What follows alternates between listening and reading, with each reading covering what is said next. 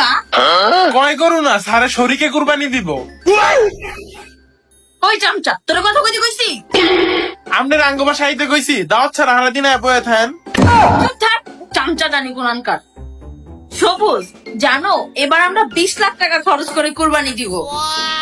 যাক ভালো তো। আচ্ছা আপনি 20 লাখ টাকা খরচ করে কুরবানি দিবেন, তাহলে আমার 100 কেজি গোস্ত দিন, আমি গরিব মানুষ।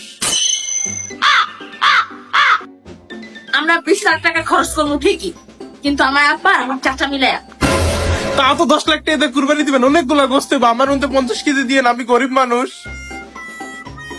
ওই 10 লাখ টাকার ভিতরে ভেজাল আছে। ওই 10 লাখ টাকার মধ্যে 5 লাখ টাকা আমার বাপে দিতেছে আর 5 লাখ টাকা আমার বাপের বন্ধু দিতেছে। তাও তো 5 লাখ টাকা, অনেকগুলো গোস্ত, আমার 25 কেজি দিয়ে, আমি গরিব মানুষ।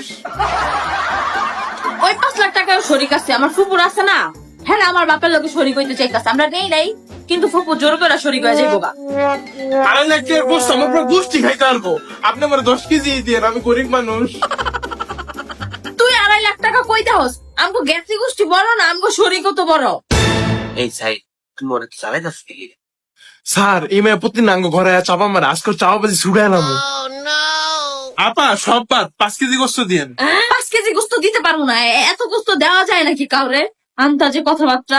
2.5 লাখ টাকা কুরবানি দিবেন, 5 কেজি গোস্ত দিতে পারবেন না, আমি গরিব মানুষ। 2.5 লাখ টাকা না, 25,000 টাকা, মাত্র 25,000 টাকা দিয়া 7 জনের শরিকের মধ্যে যা কোরবানি দিতাস। আমি জানি, আর আমার গোস্ত দেওয়া লাগবে না, কারণ আপনি গরিব মানুষ। জানলে তখন নাটক করলি কি লিগা চামচা? আপনি চাপাবাজি হুনতাছিলাম, আপনি হাই লেভেলের চাপাবাজ। তুই কেমনে বুঝছস আমি চাপা মারতাছি?